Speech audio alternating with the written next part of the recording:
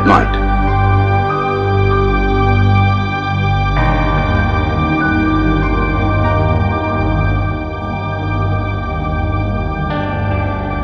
Only at night.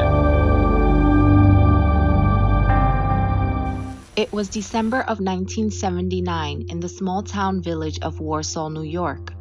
Family and friends were preparing for the holiday season.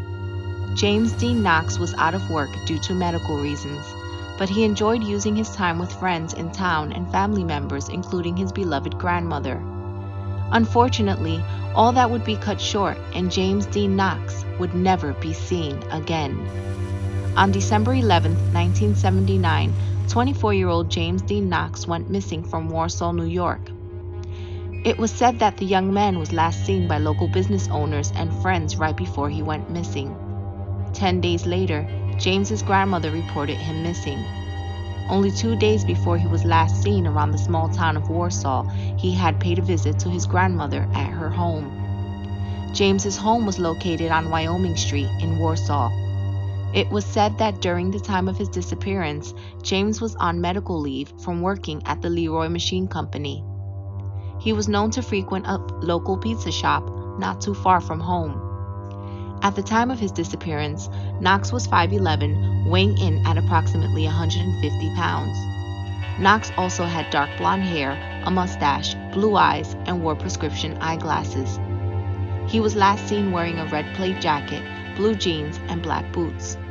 Knox was also known to have unspecified health conditions during the time of his disappearance. No one knows if whether or not the cause of his disappearance was in any way related to his medical problems, and he chose to just start a new life elsewhere, or if he was the victim of foul play.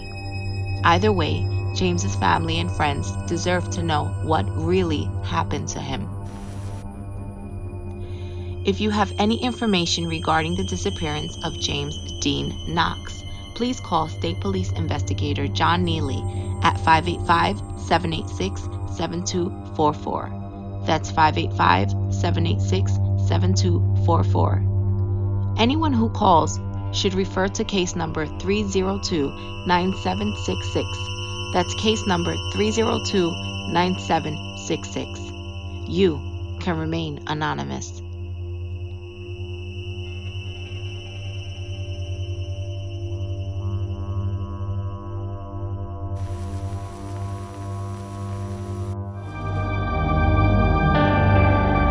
Only at night. It was a Friday night, and 4 employees at the Burger Chef fast food restaurant were getting ready for closing. At the time, 20-year-old assistant manager Jane Freed had been working with 3 of her other employees while cleaning up and preparing for closing. At around 11 p.m., it was believed that 2 unknown suspects broke into the fast food restaurant, forced their way in through the back door, which had been left open, threatened all 4 victims with weapons, including a gun and a knife, and took what was inside of the cash register. About $581. Today, the value of what had been taken is believed to be equal to about $2.5 grand. $100 worth of coins were left behind. At around 12 midnight, a fellow employee stopped by to check on their 4 colleagues. It was apparent that none of the victims were actively inside of the restaurant. While making their way inside through the back entrance, the fellow employee noticed that the cash register was open and the cash inside was missing. 2 empty money bags were spotted not too far from the register. There was also an empty roll of adhesive tape found not too far from the register. The fellow employee decided to call police. When police entered the scene, at first they thought of the incident as a petty theft case, being that all 4 of the young workers were gone. Police had initially thought that all 4 employees must have just stole the petty cash from the restaurant and had all decided to walk out of work and go party somewhere together with the stolen money. Although 2 of the female workers had left without taking any of their belongings, and since the case seemed like it was centered towards a petty embezzlement case, other employees that had came in the following morning just cleaned up the scene and continued doing their jobs. Concerns grew when Saturday came and went, and there were still no signs of the 4 young employees. Jane Freed's white Chevy Vega was later found half unlocked near the restaurant. Police later realized that the case had been looking more like an abduction and later realized that the four could have been taken during the late night hours of Friday night, right before closing. It was highly likely that the employees were getting ready to close and were throwing out the trash when they were suddenly attacked by unknown suspects. On Sunday morning, hikers found the bodies of 4 of the missing employees near Johnson County, 20 miles away from the Burger Chef restaurant. 18-year-old Ruth Shelton and 16-year-old Daniel Davis were both shot several times with a .38 caliber firearm.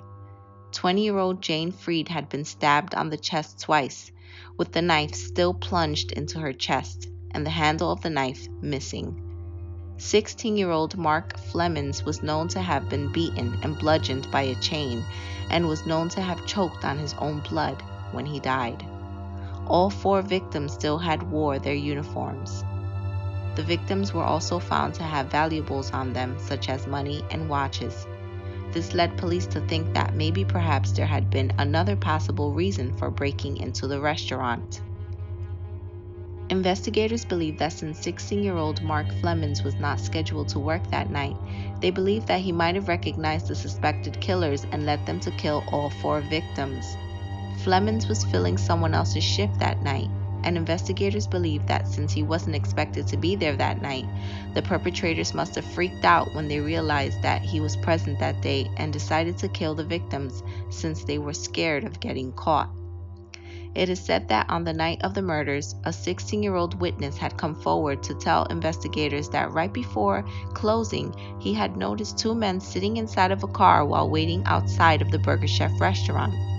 He continued to explain that both suspects were Caucasian, one known to have a beard, and the other had fairly light-colored hair and was clean-shaven.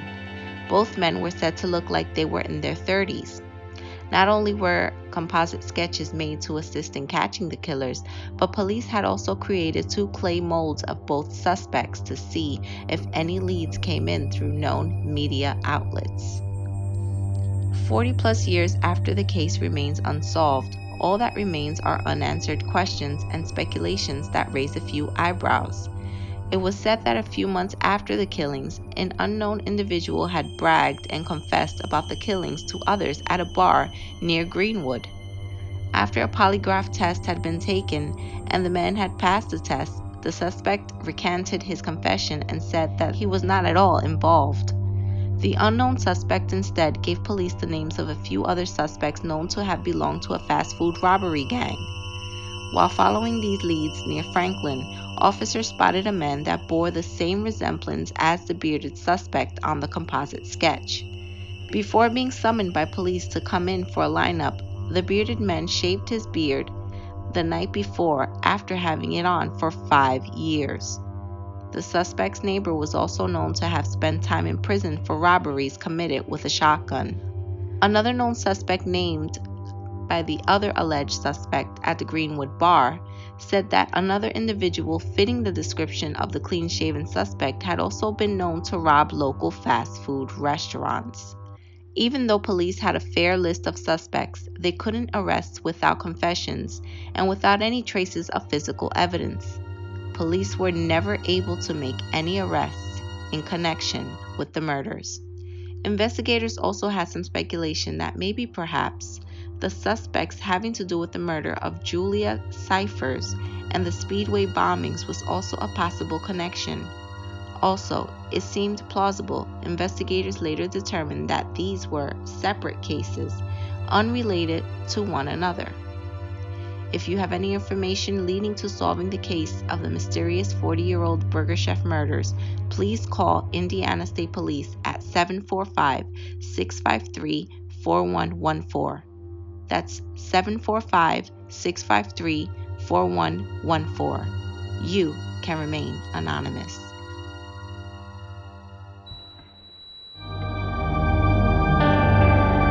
Only at night.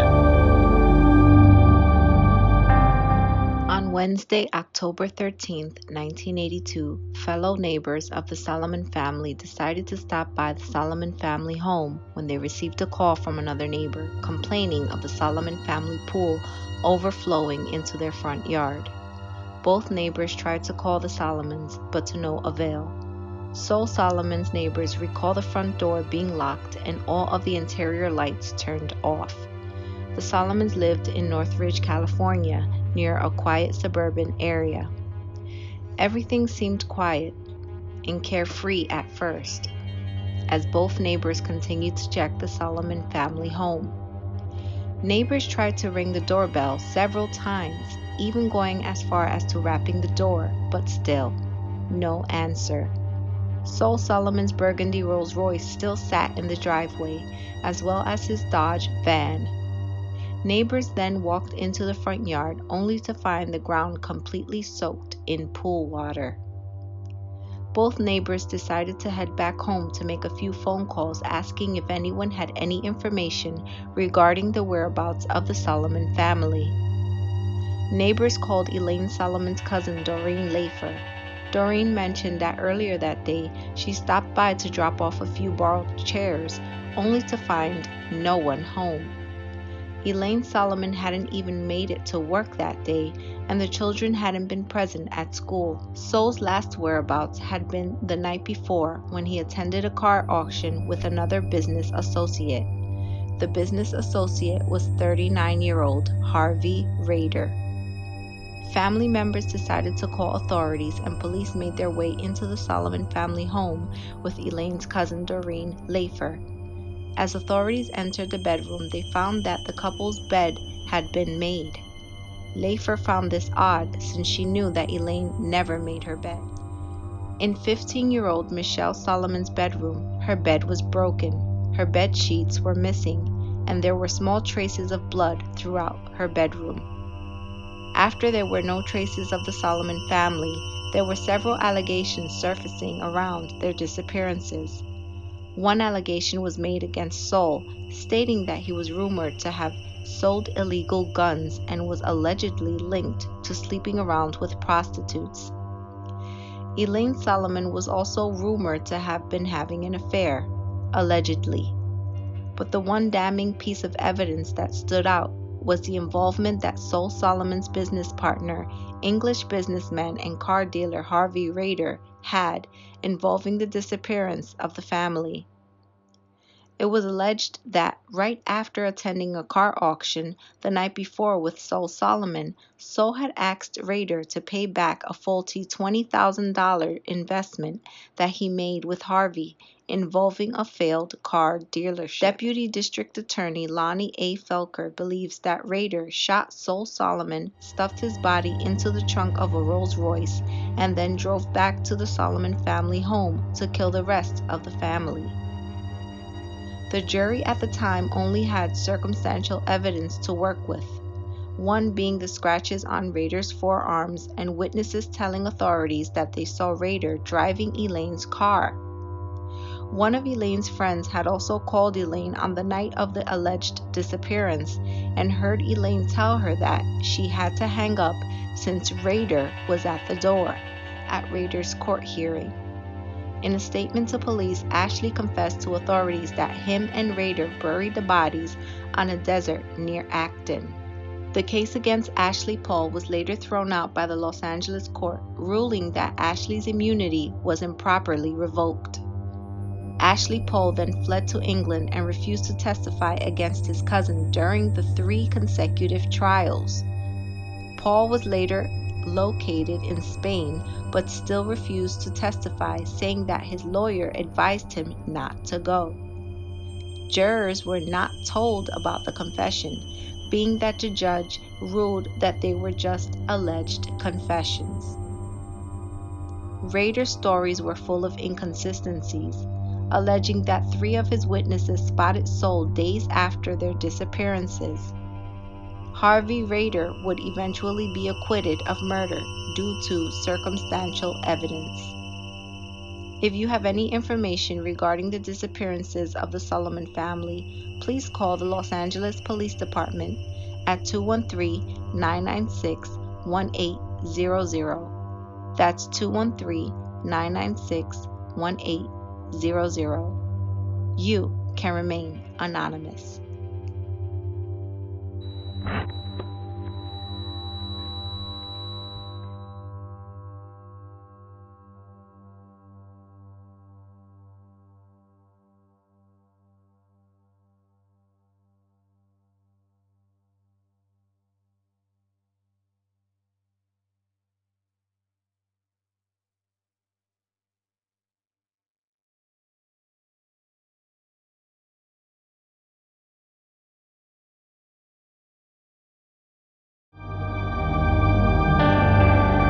Only at night.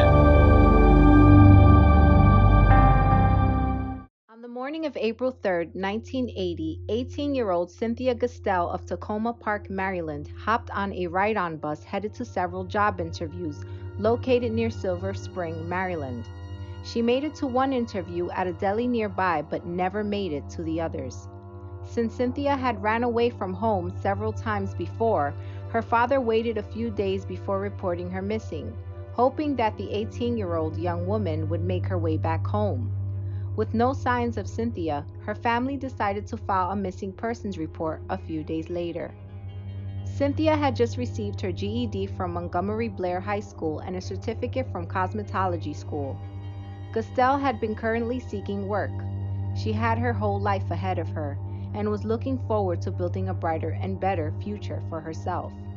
Gastelle's family members recounted that she showed no signs of trouble before she went missing.